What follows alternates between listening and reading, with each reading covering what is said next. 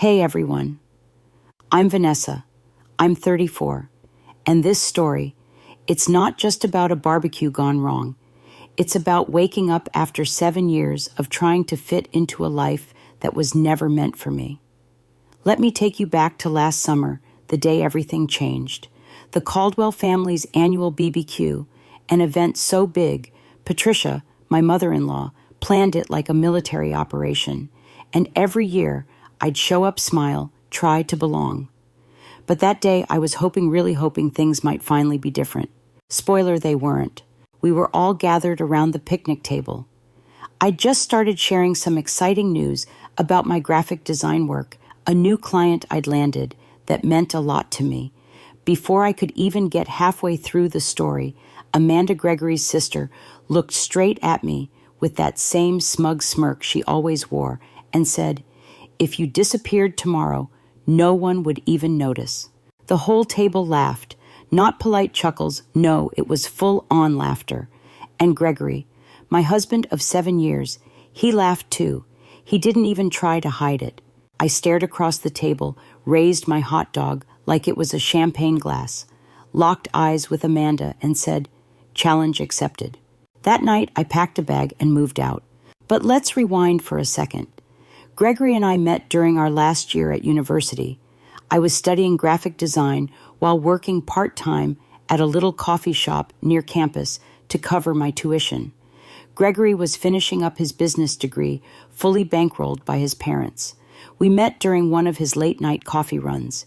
He noticed the book I was reading behind the counter, and we started chatting.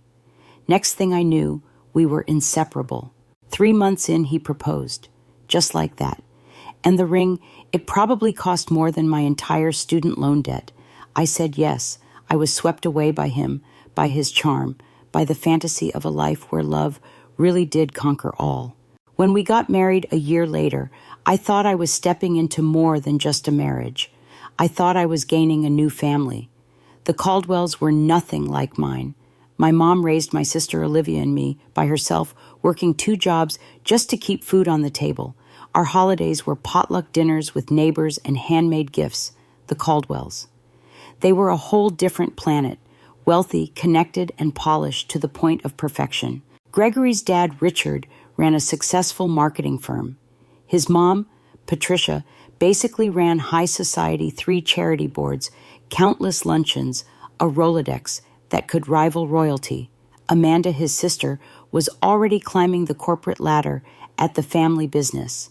And then there was Michael, the youngest, the so-called rebel, who still managed to land a cushy gig thanks to their uncle's investment firm. Me, I came from hand-me-downs and grocery coupons. I knew how to stretch a dollar and how to make a small apartment feel like a home. I wasn't intimidated exactly, but the class differences were always right there under the surface. Patricia would compliment my cute little designs like I was crafting Pinterest projects instead of building a business.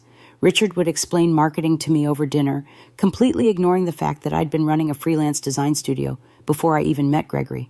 Amanda, she loved to correct my pronunciation of wines or designers, always with that same sugar-coated smile. "They mean well," Gregory used to say. "Amanda's just trying to help you fit in." That's how she shows love. But her love felt like sandpaper, like wearing shoes that are a size too small and pretending you're fine. At our wedding, Amanda gave a maid of honor speech that somehow managed to include stories about Gregory's exes. When we bought our first home, she questioned whether the neighborhood was really right for a Caldwell. When I landed a big client, she wondered aloud if they'd only hired me because of Gregory's connections. Every compliment came with a sharp edge. Still, I tried. I really tried. I signed up for Patricia's charity events, even when I felt out of place. I sent clients to Richard's firm. I never missed a birthday. I memorized the Caldwell's inside jokes, even when they were about me. I started dressing like them, talking like them, acting like them. I swallowed my pride and replaced it with politeness. For the first few years, I held on to my design business, built a decent client list, got some recognition in local circles. Then Gregory got an opportunity to expand his role at work. Huge chance, big promotion, but it meant traveling a lot. Without even talking about it, it was assumed I'd scale things back, take care of the house, be available. I went from full-time designer to full-time placeholder. The work dried up. The spark did too. And then last spring I had a miscarriage, 11 weeks along. It was painful physically, emotionally, all of it. Gregory was away at a conference in Chicago. He offered to come back, but when I said I could manage, he didn't hesitate. Patricia sent flowers with a card that said, "Perhaps it's for the best until you're more settled. Amanda." She actually implied the stress from trying to maintain your little business might have played a part. The only one who really showed up was my sister Olivia. She brought soup, stayed with me, held me through the crying. That was the moment something inside me cracked. Not all the way, not yet, but the break started then. By the time the summer BBQ came around, I was barely myself anymore. I'd shrunk. My work was on autopilot. My friendships faded. My marriage felt like a costume I was wearing. Still, some foolish part of me hoped things might finally feel different. Like maybe, just maybe, after 7 years, I'd get a seat at the table that wasn't conditional on being someone else. I even made my grandmother's strawberry shortcake, the one dessert that had actually earned compliments in the past. 3 hours in the kitchen. Gregory barely looked up from his phone. He was busy finalizing the itinerary for a business trip to Tokyo. "We can't be late," he said as we got in the car. "Dad's unveiling the new smoker today. Try to act impressed, even if you don't get why it's a big deal." I nodded, the shortcake balanced on my lap like it was fragile glass. I was wearing a sundress I'd picked specifically to match Patricia's idea of casual elegance. It already felt too tight. When we arrived, the Caldwell house was buzzing. Caterers floated around with trays. Richard was out back, giving a smoker demo like it was a TED Talk. Patricia flitted from guest to guest like a social butterfly queen. Then Amanda saw us.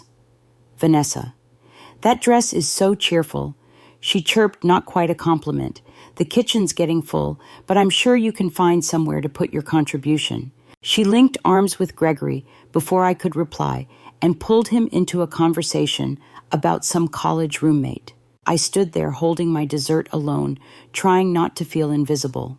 I finally made my way to the kitchen, hoping to at least find a spot to leave my shortcake and maybe catch a moment of quiet. Patricia was there, directing the caterers like she was conducting a symphony. I hovered for a second, unsure where to insert myself. "Oh, Vanessa, dear," she said, without even turning fully toward me. "You really didn't need to bring anything. The patisserie is handling desserts." She gestured vaguely toward the pantry, but how thoughtful. Perhaps just tuck it in there for now. So my carefully made strawberry shortcake, a recipe passed down through my family, one of the few things that had ever made me feel even slightly appreciated in this house, got shoved onto a pantry shelf, the makeshift graveyard for desserts not deemed worthy of display. As I turned to leave the kitchen, I overheard Patricia instructing a server to make room for Amanda's authentic tiramisu at the center of the dessert table. Of course, the next couple of hours, a blur, a long, painful blur of polite smiles and conversations that evaporated the moment I opened my mouth. Every time I tried to engage with someone, one of Gregory's cousins, a family friend, Patricia would swoop in and steer them away towards someone more important. I offered to help the caterers, got politely turned down. I tried jumping into a conversation about movies, only to be talked over like I wasn't there. And then there was Charlotte, Michael's wife. She'd only been part of the family for 2 years, but you'd think she'd been born into it. Patricia introduced her to everyone as our Charlotte, the pediatric surgeon. Amanda included her in stories about family trips she couldn't have possibly been on. Even Richard asked about her latest work with a kind of attentiveness I'd never once received. I noticed it all, every smile Charlotte got, every bit of admiration, and how she looked almost uncomfortable under the spotlight while I sat on the sidelines begging for a crumb of validation. Finally, it was lunchtime. Gregory found me and walked us toward the buffet. Having fun, he asked, not really waiting for an answer. We grabbed our plates and found seats at the main patio table. I ended up wedged between Gregory's great-uncle Frank, who couldn't hear a thing, and an empty seat Amanda was clearly planning to fill. Gregory, of course, sat across from me, deep in conversation with his dad about Tokyo business customs. Amanda arrived last, slid into her seat like a queen, reclaiming her throne, and launched into a story about a celebrity she'd spotted at the gym. Everyone listened. Everyone laughed. Even Frank leaned in. Then there was a pause, a little lull in the conversation. So I took a chance. I just finished a branding project for that new bakery downtown, I said. They're having their grand opening next weekend. I helped design their signage. Amanda's eyes narrowed just a little. Oh, is that the place with the tacky neon sign? I drove past it yesterday. I kept my voice calm. It's actually vintage inspired. The building used to be one of the first bakeries in the city, and the owners wanted to honor that history. Amanda didn't miss a beat. If you disappeared tomorrow, she said dramatically, no one would even notice. That's how boring this conversation is. And just like that, the table exploded in laughter. Patricia chuckled behind her cloth napkin. Richard let out one of his booming belly laughs. Gregory, my husband, actually laughed too. He didn't defend me, didn't say anything. He just took a swig of his beer and grinned. Frank, who probably hadn't heard a word, joined in with a chuckle of his own. And me, I froze. Not visibly, not dramatically, just inside. Everything in me locked up like I jumped into a pool of ice water. My face flushed, but my hands went cold. The air felt thin. But I didn't cry. I didn't run. I didn't throw my plate or scream at the sky. Instead, I raised my hot dog like a glass of champagne, looked Amanda square in the face, and said with absolute calm, "Challenge accepted." Silence. For a split second, the laughter stopped. Amanda's smile slipped. Gregory looked confused, like something had just shifted, but he couldn't quite name what. Then Patricia clapped her hands. Who's ready for Richard to carve the brisket? And just like that, the moment passed. But for me, it didn't. The rest of the afternoon, I stopped trying. I just watched. I observed everything from a quiet place in my mind. I watched how everyone moved, how effortlessly they floated through this world of wealth and ease. I saw how Gregory blended in perfectly. This was his world after all. Occasionally, he'd glance over and smile at me, like we were still a team. But we weren't. I counted every time I was spoken over, dismissed, redirected. I tallied every subtle slight, every quiet rejection. I didn't feel angry, not yet. What I felt was something else, a clarity I hadn't felt in years. I deserved better. That voice, the one I'd been ignoring for so long, it was finally loud enough for me to hear. When it was time to go, I gathered our things silently. The ride home was quiet. Gregory scrolled through emails on his phone, occasionally reading aloud little notes about his Tokyo schedule. I stared out the window, already making calculations in my head. By the time we pulled into the driveway, I knew. He noticed something was off when we got out of the car. Everything okay? You've been quiet since lunch. I looked at him calm. Amanda's joke about me disappearing. Did you think that was funny? He sighed, unbuckling his seatbelt. Vanessa, don't start with this again. It was just a joke. Amanda was being Amanda. You know how she gets at family events. You laughed, I said. It was a joke, he repeated, already stepping out of the car. Not everything has to be analyzed to death. And just like that, the conversation ended. That night, while he slept peacefully beside me, I stared up at the ceiling, replaying everything. Not just that day, but the years, the little cuts, the way I'd slowly become a shadow of myself. The designer who once handled her own clients confidently. The woman who used to feel alive and creative and passionate. She had disappeared. And maybe Amanda was right in one way. No one at that table would notice if I were gone. But I would. And that was enough. At 2 a.m., I got up, padded into my office, and opened my laptop. I started researching. Bank accounts, apartments in Seattle where Olivia lived, transportation, everything. By dawn, I had the beginning of a plan. That morning, Gregory left for his usual weekend golf game with Richard.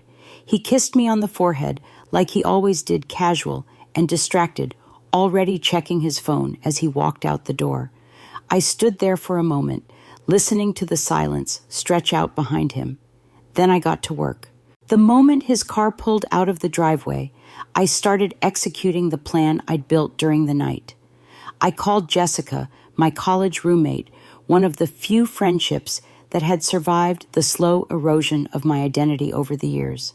"I need a massive favor," I said as soon as she picked up. There was no hesitation. "Name it." "I'm leaving, Gregory. Today. Can you come help me pack?" 2 hours later, Jessica pulled into the driveway, coffee in one hand, packing supplies in the other. Her expression was focused, her eyes sharp with determination. "We're doing this," she said. We moved quickly, methodically. Clothes, documents, personal keepsakes. My design gear, only the essentials. Jessica sorted and labeled boxes like a pro, offering gentle encouragement with every pass through the house. "I can store anything that won't fit in your car at my place," she offered, wrapping up a framed photo of my mom and me. "Don't even think about it." While she tackled the physical packing, I handled the finances. I logged into our joint account and transferred exactly half into my own personal savings, not a penny more. I didn't want accusations or drama. I paid my share of the bills that were due, wrote out a list of subscriptions and services to cancel or switch over, and printed out receipts. By mid-afternoon, my car was filled with what could fit. My life condensed into boxes and bags. It was all there, the real me. What I'd built, what I cared about, what I wasn't willing to leave behind. Jessica pulled me into a tight hug. "Call me the second you're settled," she said. "And Vanessa, I'm proud of you." After she drove off, I stood alone in the house that had been mine for 5 years. Our house. The one I'd picked out curtains for, painted walls in, cooked meals in, hosted holidays in. And yet it had never really been mine. Not fully. I sat at the kitchen counter and wrote Gregory a letter. Not an emotional monologue, just facts. Calm, clear, adult. I said I needed space, that I was stepping away to reevaluate our marriage, that I'd taken only what was mine and made sure all shared responsibilities were handled. I didn't tell him where I was going. I didn't invite a conversation. I didn't ask for understanding. Then I pulled off my wedding ring, placed it on top of the letter, and added one final note, Amanda's words exactly as she said them, with the date and setting typed underneath. Before I left, I picked up a framed photo from our wedding. We looked so young, so happy, so convinced that love was enough. Gregory's eyes had sparkled. Mine had gleamed with hope. I whispered goodbye and set the frame down gently. Then I walked out the door. No drama, no tears, just done. Driving away from that neighborhood felt like shedding skin. Every mile stretched the tension in my chest a little thinner. I didn't blast music or cry or scream. I just drove, kept going, until the state line came and went, and with it the version of me who'd stayed too long. That night, I checked into a small hotel just outside Seattle. Clean, simple. Nothing like the 5-star places the Caldwells considered standard, but it was perfect. I paid with a credit card I'd kept separate since the beginning of our marriage, one tiny thread of independence I'd managed to hold on to. I sent 2 messages, one to Jessica, one to Olivia, just a quick note. Safe, settled for the night, we'll call tomorrow. Then I turned off my phone. I didn't check if Gregory had read the letter. Didn't wonder what his reaction would be. I curled up under the hotel's scratchy blanket, and for the first time in what felt like years, fell into a deep, dreamless sleep. Morning came. The first thing I did was turn my phone back on, and as expected, the messages were already there. Dozens of them. Gregory's tone shifted with each one. The first few were confused. "Where are you? Call me. Seriously, what is going on?" Then came the irritation. "This is ridiculous. You're being unfair. I have that Tokyo trip in 3 days, Vanessa. Can we not do this now?" Then came concern, but it was laced with guilt tripping. Your mother is worried. Just let us know you're safe. You're being incredibly selfish right now. And finally, resignation. Fine, take your space. We'll talk when I get back. Not once did he mention Amanda. Not once did he acknowledge the joke, or his laughter, or mine. Not once did he say I understand. I didn't respond. Instead, I texted my mom just one line. I'm okay, but I need some time. Please don't tell anyone where I am. Then I turned off the phone again and opened my laptop. I started searching for apartments, something short-term. Olivia had offered to help, and within 2 days, I moved into a furnished studio in her neighborhood. Tiny creaky floors, a view of the bay if you leaned out the window just right. But it was mine. I stood in the middle of that apartment, surrounded by my boxes and my gear and my own damn decisions, and I whispered, "Welcome back." Seattle greeted me with 3 days of nonstop rain. The city felt like it was rinsing off the old version of me. I opened a new bank account, set up mail forwarding through Jessica's address, bought a new phone with a local number, updated my freelance profiles, scrubbing any connections to the Caldwell name or Gregory's network. Gregory's messages slowed, then stopped. Amanda, of course, posted a thinly veiled jab on Instagram. A picture of her and the family at brunch captioned, "Family is everything. You can't choose who stays and who goes." I didn't respond. Instead, I built. Jessica shipped the rest of my things in plain brown boxes. I found a therapist who specialized in marital trauma and toxic family dynamics. Her name was Dr. Lewis, and she didn't coddle me, but she saw me. That third session, I told her about the barbecue, about Amanda's joke, about the hot dog toast. That wasn't the cause, she said, leaning forward. It was the final straw. But what was the first one? And just like that, the dam broke. The wedding speech, the snide remarks, the compliments with claws, all of it came spilling out. By month 2, I had started picking up freelance work again. It wasn't glamorous at first: ebook formatting, social media templates, a few logo tweaks for small local shops, but it was steady. It paid the bills, and more than that, every completed project felt like a small brick in the foundation of my new life. I was slowly reclaiming the version of myself that had been buried under years of compromise. Not overnight, not without setbacks, but piece by piece. One rainy Tuesday, I walked into a cozy little coffee shop tucked between a used bookstore and a vintage clothing shop. The kind of place that smelled like cinnamon and possibility. On one wall, there was a massive mural, bright, strange, and somehow perfect. I was standing there admiring it when the barista noticed me. "Cool, right?" she said, sliding my latte across the counter. Owner had it commissioned by a local artist. She's actually looking for someone to redesign our menus and marketing stuff. Interested? I didn't even blink. Absolutely. An hour later, I was sitting across from the owner, a woman named Eleanor Marshall. Mid-50s, streaks of silver in her hair, a directness that felt like truth serum. She didn't want to see my resume, didn't care about the big names I'd worked with before, just said, "Show me something you made because you had to, not because someone asked you to." I hesitated. Then I pulled out my tablet and opened a folder I hadn't touched in years. It was full of passion projects, half-finished illustrations, experimental branding mock-ups, weird typography I'd played with on weekends, back when I still had weekends. Eleanor flipped through them in silence. Every now and then she zoomed in, looked closer. Finally, she looked up. "You've been hiding," she said, blunt, but not unkind. I nodded. "Yeah, for a while." "These are good. Raw. But good. Are they recent?" "No," I admitted. "Not really. I haven't made anything like this in years." "Why not?" It was such a simple question. But it hit like a wrecking ball. Because I got small. Because I shrank to fit into someone else's frame. Because somewhere along the way, I stopped believing my own vision was enough. I didn't say any of that, just shrugged. Life happened. Eleanor leaned back in her chair. "All right, you've got the job. Menus, flyers, whatever we need.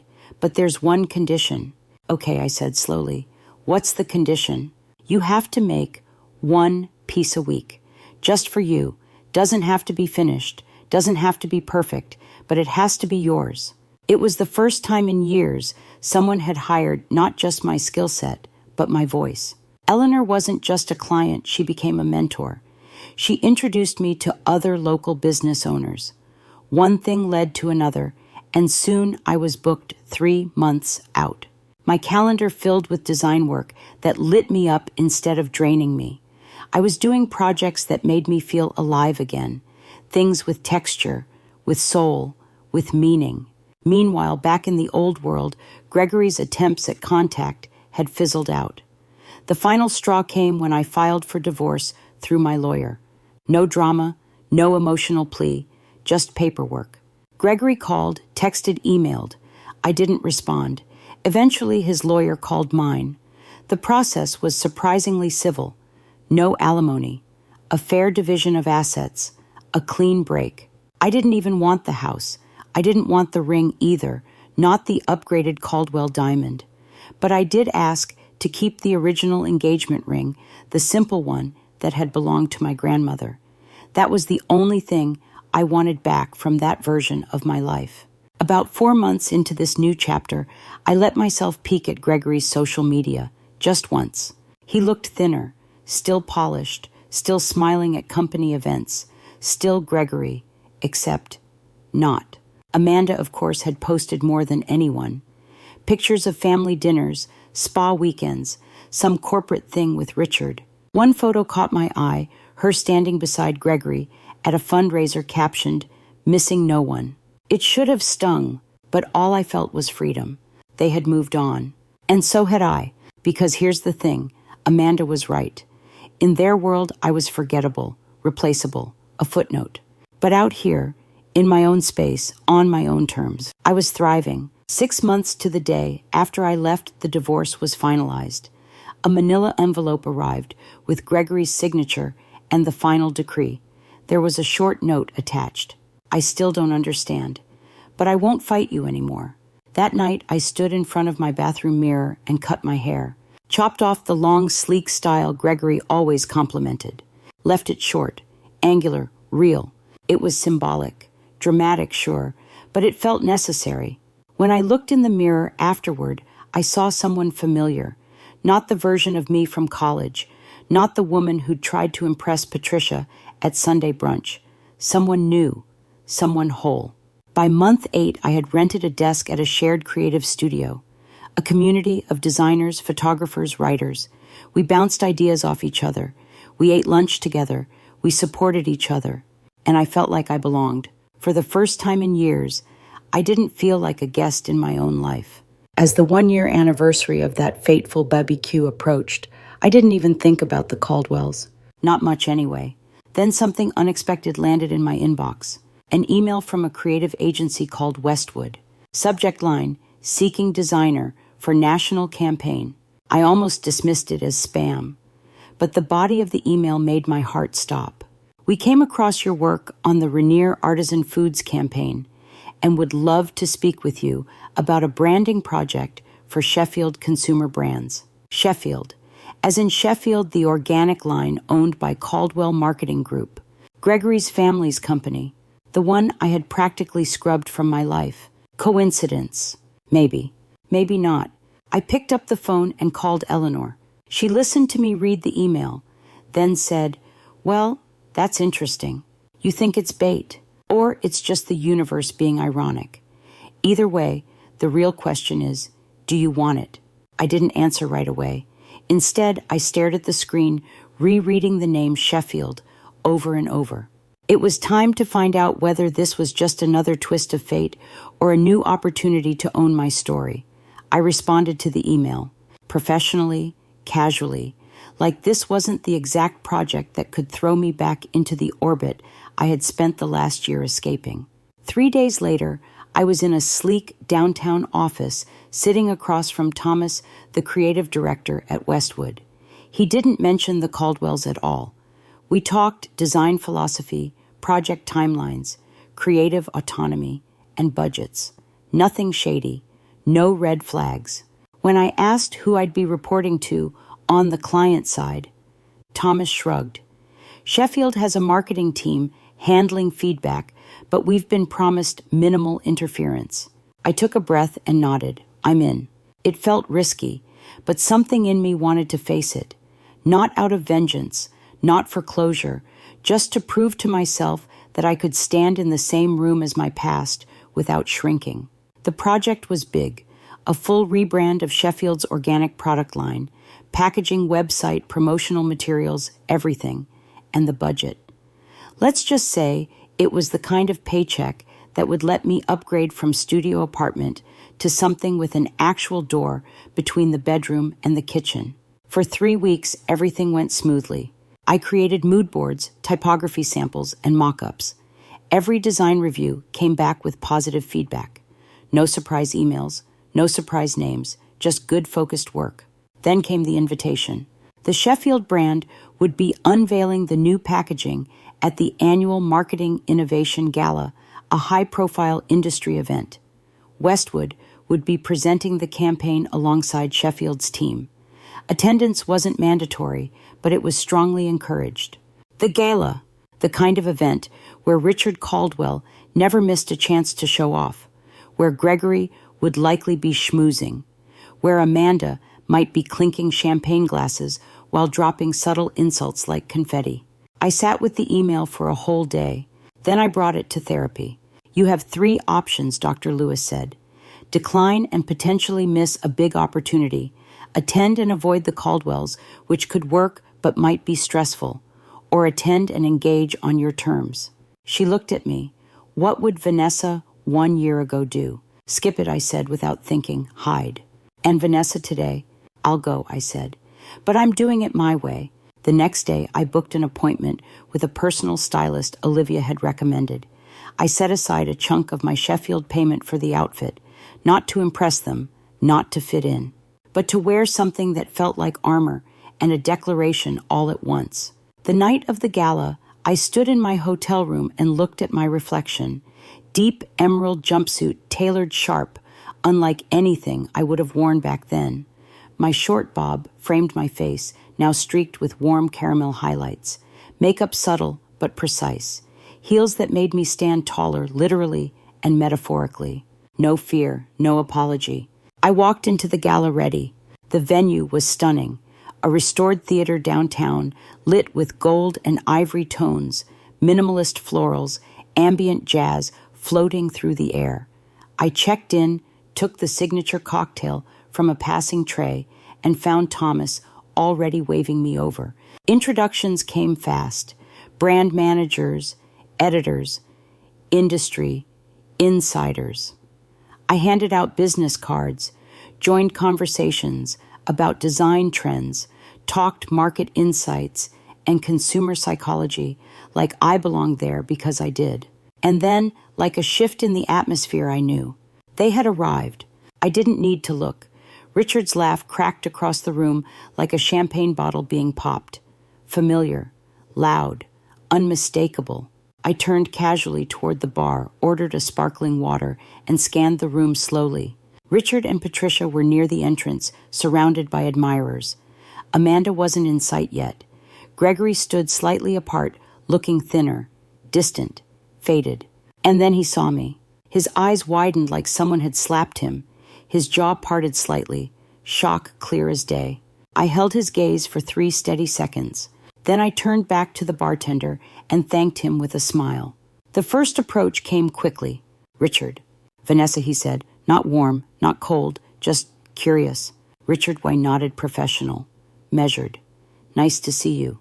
I wasn't expecting to run into you here. I'm the lead designer for Sheffield's rebrand, I said, like it was just another fact on my resume.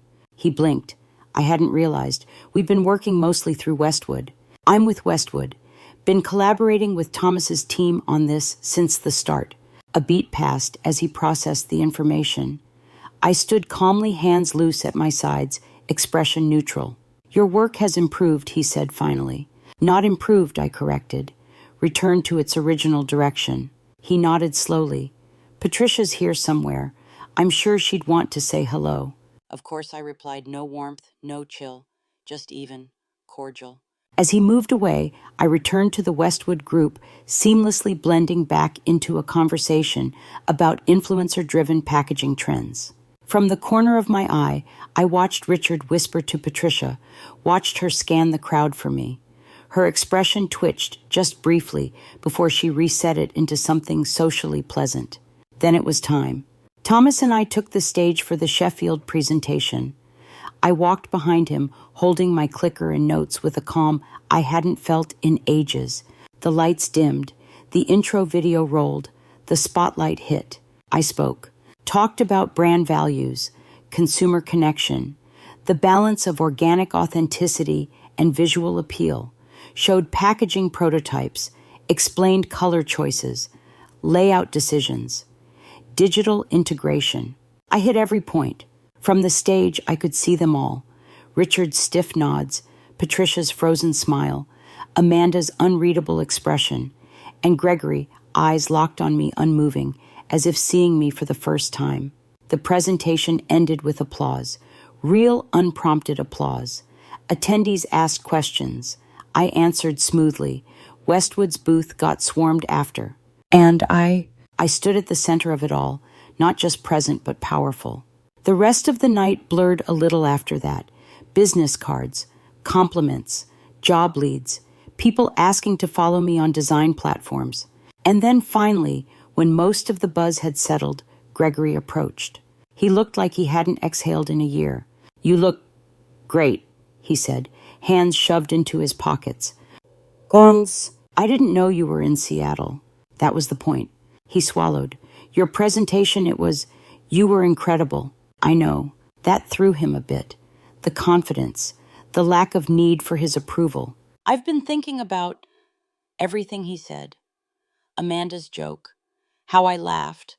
How I didn't even realize what that meant to you until after you left. He looked down. "I've changed." "I hope so," I said. "I miss you." The old me might have clung to those words like a life raft. But this me, I heard them. I believed them. And I also knew they came too late. "I need to get back to my team," I said gently. "I'm presenting again tomorrow. Digital Integration Workshop." He nodded silent. Maybe we could get coffee afterward. I paused. "Half an hour," I said. "Professional courtesy." He smiled, but it didn't quite reach his eyes. I turned heels, clicking confidently across the marble floor, back to the life I had built. The next morning, sunlight poured through my hotel window like some kind of reward. I stretched, exhaled, and felt something new in my chest ease. I wasn't nervous about the workshop. I wasn't dreading seeing the Caldwells.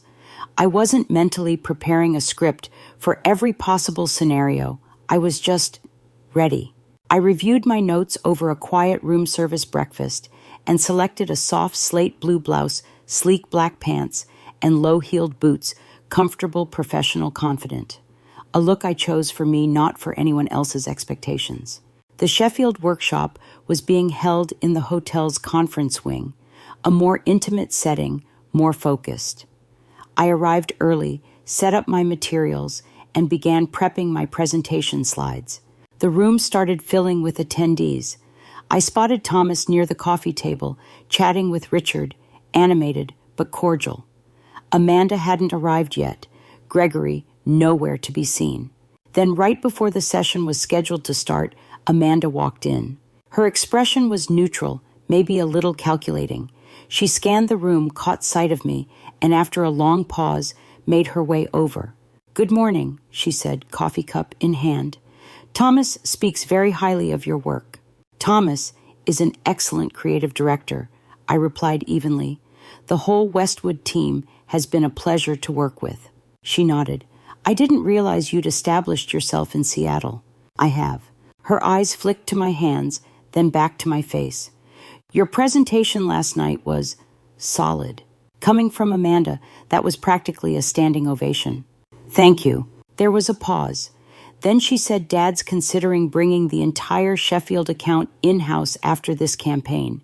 He's impressed with the direction. I understood what she was really saying. If Caldwell Marketing took Sheffield back under its umbrella, my work might vanish behind a corporate facade, or worse, be quietly absorbed without credit. I didn't blink. That's Richard's prerogative, I said calmly. But Westwood has very clear contract language regarding creative attribution, and Thomas is meticulous when it comes to protecting his team. Amanda's lips thinned just slightly. Before she could respond, the workshop facilitator called everyone to take their seats. Our conversation ended with polite nods. No fireworks, no drama. Just two professionals in the same industry, no longer playing the same game. The morning moved quickly. Presentations on consumer behavior, digital trends, interactive packaging. Then it was my turn. My segment focused on integrating augmented reality into physical product experiences. I spoke about user behavior engagement and how digital storytelling could extend shelf impact. Gregory walked in just before I started. He sat in the back, quietly, like he didn't want to be seen. But I saw him. And more importantly, I wasn't rattled. I nailed it. Every slide, every question, every example. Attendees leaned forward, took notes, asked for follow-ups. Richard even asked about implementation timelines, and I answered without hesitation, referencing agreed milestones with the Sheffield team.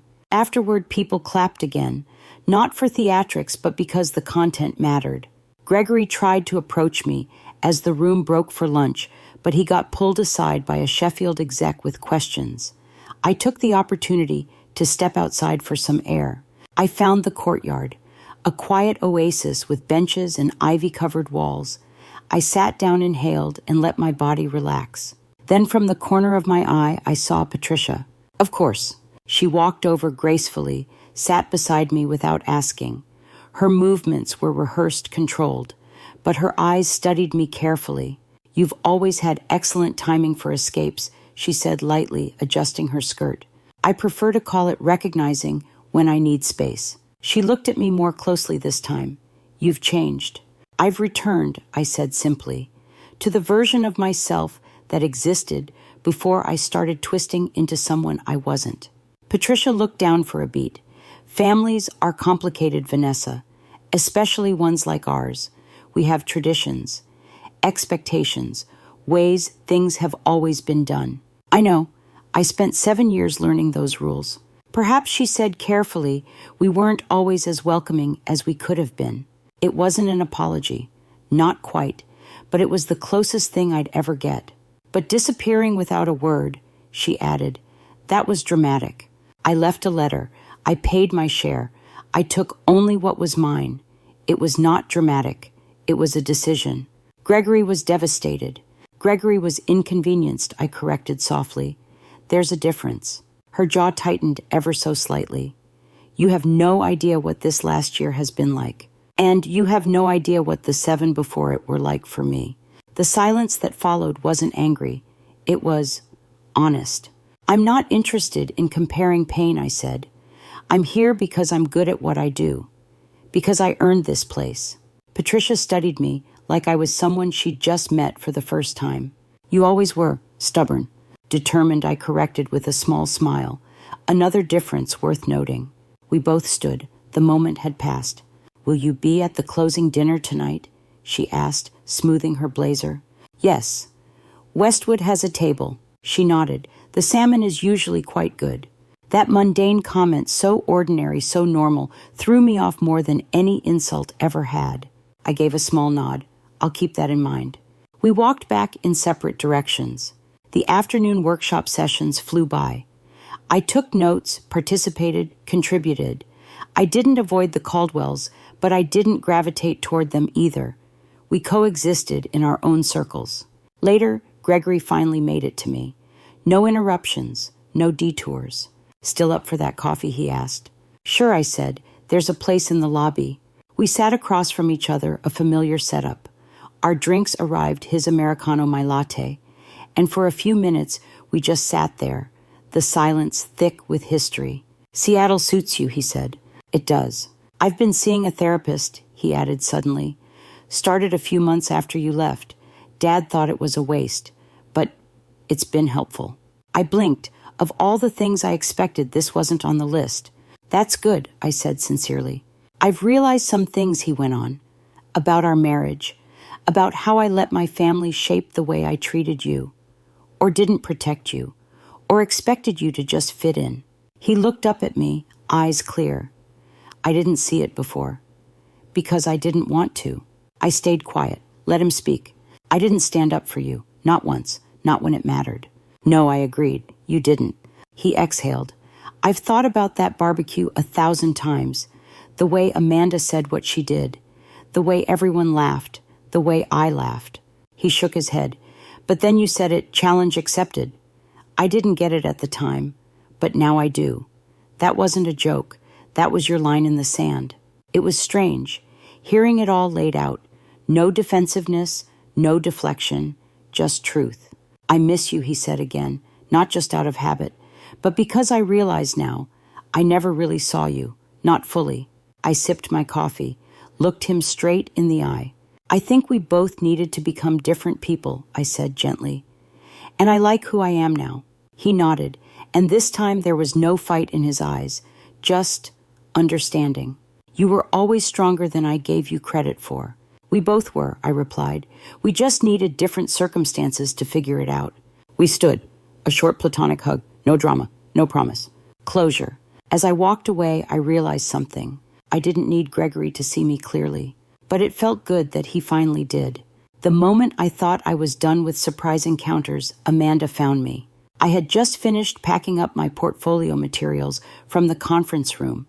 Most attendees had already trickled out, and I was getting ready to head back to the hotel to change before the evening's closing dinner. And there she was standing at the door with her arms crossed, posture precise, lips pressed into a familiar line. She stepped inside slowly, not dramatic this time, just deliberate. I need to ask you something, she said, skipping all pleasantries, and I'd appreciate an honest answer. I tucked my tablet into my bag, met her eyes. All right. Did you take this project knowing it was connected to our family? No, I said truthfully.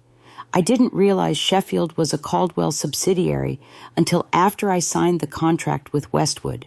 Amanda blinked clearly, expecting a different answer, maybe even hoping for one she could weaponize. And once you realized, she pushed. You didn't think that was a conflict. I tilted my head. Why would it be? I'm extremely good at what I do. This project needed someone with my skills. The fact that your family company benefits from that is incidental. Her nostrils flared slightly. So, it's just coincidence that exactly 1 year after you vanished, you reappear center stage on one of our projects. I smiled, not out of smugness, but out of amusement at how perfectly scripted her conspiracy theory sounded. Life's messy, I said. If I had written this as a plan, even I wouldn't have made the timing that obvious. She didn't laugh, but her expression cracked for just a second, something softer flickering through. Doubt, maybe, or realization. At the barbecue, she said after a pause. That joke, it was just a joke. I never thought you'd actually leave. I kept my tone even. It wasn't just a joke. It was a reflection of what you'd been saying for years, in smaller ways, that I didn't belong, that I was an accessory to your brother's life, not a person in my own right. Amanda looked away, jaw tight. But you weren't wrong, I added.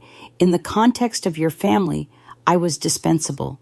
And it turns out that wasn't a tragedy. It was freedom. She blinked. The silence stretched. I guess Gregory hasn't been the same since you left, she said finally. He's finding his own way, I replied. We both are. Amanda nodded slowly, almost like she was recalibrating how she saw me in real time. So there's no chance of reconciliation. Gregory and I reconciled in the only way that mattered. We both accepted the truth of what we were and what we weren't. She stood quietly for a long moment. Then just as she turned to go, she glanced over her shoulder. Your presentation yesterday, she said, it was genuinely good work. I'd have said so, regardless of who you were.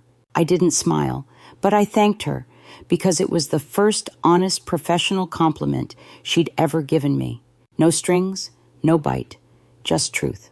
We parted without promises, without drama, just two women who'd once shared a family, now separated by more than just paperwork. That night's closing dinner was more relaxed than the gala, still formal, still full of high-level industry people, but with the energy of people who had already put in the work and were now just coasting to the finish. The Caldwells and Westwood were seated at separate tables, thank God. Over dinner, a few executives from other companies came over to shake my hand. One had seen the rebrand in an industry publication. Another was interested in setting up a call next week. Even Thomas introduced me to a contact who was developing a boutique travel brand and needed help crafting a visual identity. Meanwhile, I caught glimpses of the Caldwells. Richard was all smiles. Patricia was polished and cool as always. Amanda gave a keynote on emerging marketing trends, and to my surprise, one of the example slides she used featured my Sheffield packaging with proper credit at the bottom. A year ago, that would have shocked me. Tonight, it just felt like things falling into place. As the evening wound down, Gregory approached one last time. He didn't linger. "Safe travels," he said. "Good luck with your next move," I replied. We both meant it. There was nothing left to say, no regrets to beg for, no doors to leave cracked open. I walked out of that ballroom with nothing but my clutch, my badge, and my own name. Outside, the city buzzed with late-night energy. Lights shimmered in office towers, horns honked faintly in the distance. But I felt still, grounded. I didn't feel triumphant. I didn't feel vengeful. I felt whole. The confrontation I'd feared for so long had come and gone. The people who once made me feel small were now just people, complicated, flawed, no longer larger than life. I'd once been afraid to disappear. Now I'd done it and come back transformed. A few weeks later, I sat across from Eleanor at our usual corner table in her coffee shop. Rain tapped gently on the windows, the soft Seattle kind that made everything feel a little more cinematic. She refilled my cup from the ceramic pot between us and gave me a wry smile. "So she said the Sheffield campaign officially launches next week. Must feel satisfying." "It does." I nodded, hands wrapped around the warmth of my mug. "Thomas called yesterday. Early retailer feedback has been great. They're already talking about expanding the rebrand to new product lines." Eleanor raised an eyebrow. "And the Caldwell connection?" I leaned back in my chair, considering. "Professionally cordial," I said. Richard's marketing director reached out about potential future collaborations through official channels, clear contracts, no surprises. "You thinking about it?" I sipped my coffee before answering. "Not sure yet, but it's nice to be asked. Properly." That was the shift. I wasn't the tag-along spouse anymore. I wasn't someone's plus one. I was being approached for my work on my terms without having to beg for a seat at the table. The Sheffield project had done more than rebrand a product line. It had rebranded me in a way, or maybe just reintroduced me to myself. Clients were reaching out on their own. Industry recognition followed.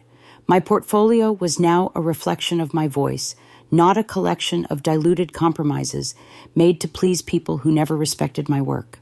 And it wasn't just my career that was evolving. Gregory and I had finalized the divorce with surprising ease. Our lawyers handled most of it. No yelling, no last-ditch reconciliations, no dramatic declarations, just a clean break. He even granted the one personal request I made to keep my original engagement ring, the one that belonged to my grandmother. The Caldwell diamond he'd upgraded me to years ago stayed in a drawer where it belonged. Our only direct contact came in the form of brief, respectful updates through legal channels, and honestly, that was enough. Therapy sessions with Dr. Lewis had shifted too. We went from weekly crisis management to bi-weekly reflection.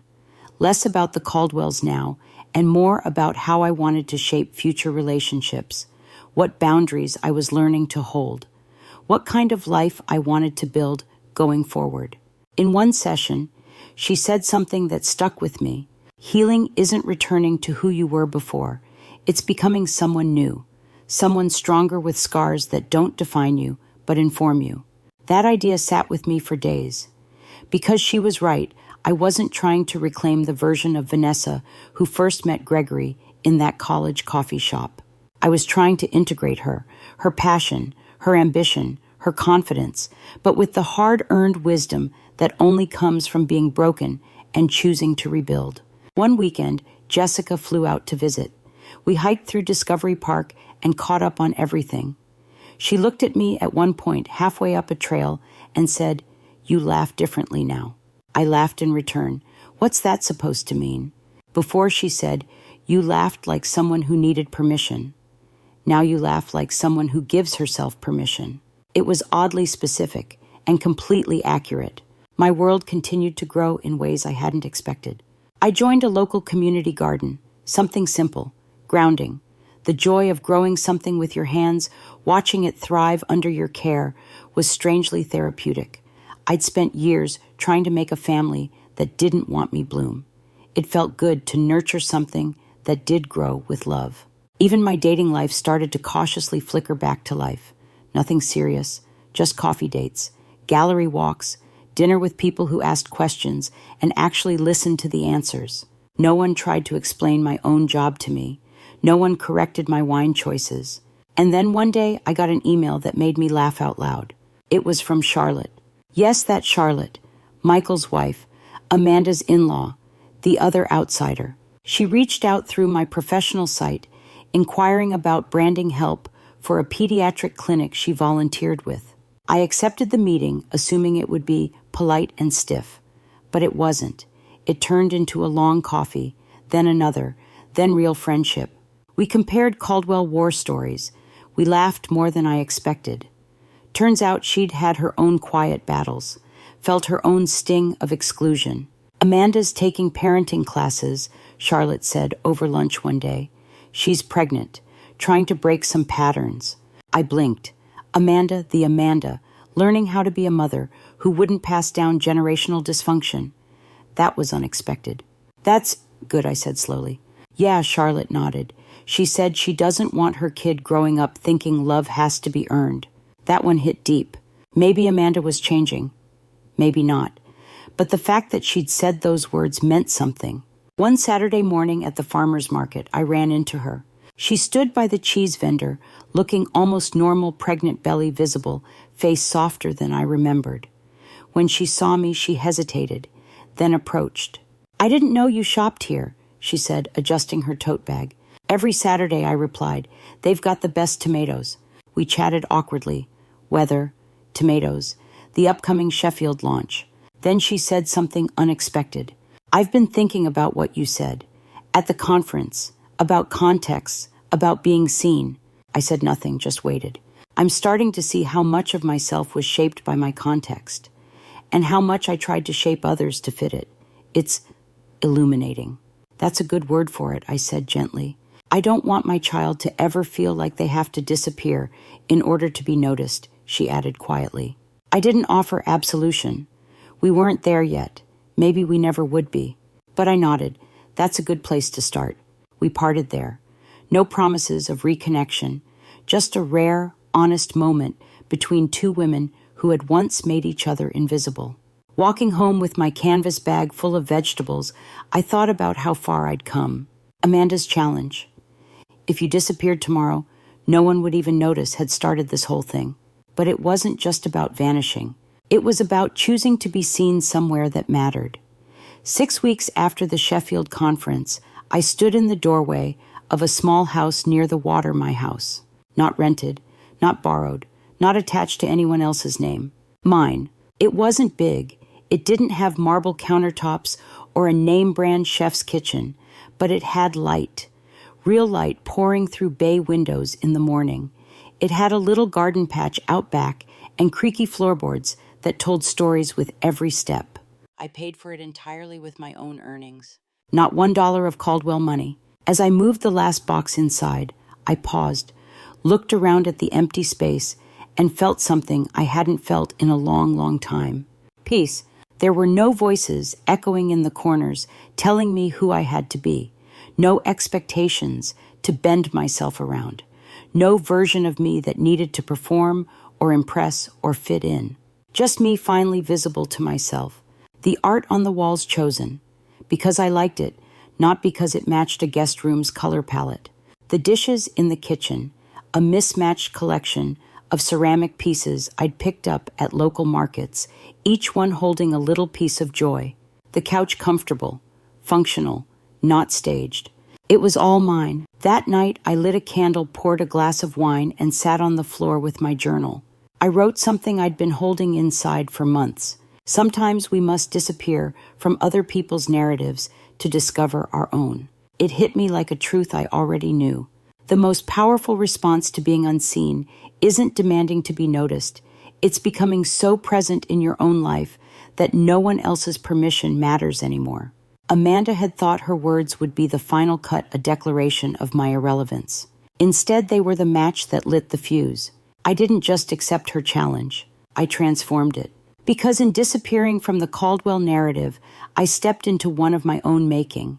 A life where I was no longer measured by how well I performed as someone else's version of acceptable. A life where I could wake up, look in the mirror, and recognize the woman staring back, not as a shadow, not as an accessory, but as the whole damn story. A few months later, I received an invitation to speak at a design conference, keynote speaker. They wanted me to talk about brand identity and authenticity, how to help companies discover who they really are, not just who they think they're supposed to be. The irony didn't escape me. I had spent 7 years trying to rebrand myself into a Caldwell. Now I was being asked to teach others how to find the courage to be exactly who they are. So I said yes. The night before the keynote, I stood by my window looking out at the water as Seattle lights flickered against the horizon. My phone buzzed an email from Thomas. Sheffield had signed an extension. They wanted me on board for their entire product line refresh. The message ended with, "They asked specifically for you. They said your vision helped them find theirs." I smiled. Later that week, I opened another email, this time from Charlotte, a photo of her and her new business partner in front of the pediatric clinic's freshly painted front desk, complete with the branding I designed. "You've got a gift," she wrote, "one they never deserved. But the rest of the world does." And she was right. They didn't deserve me.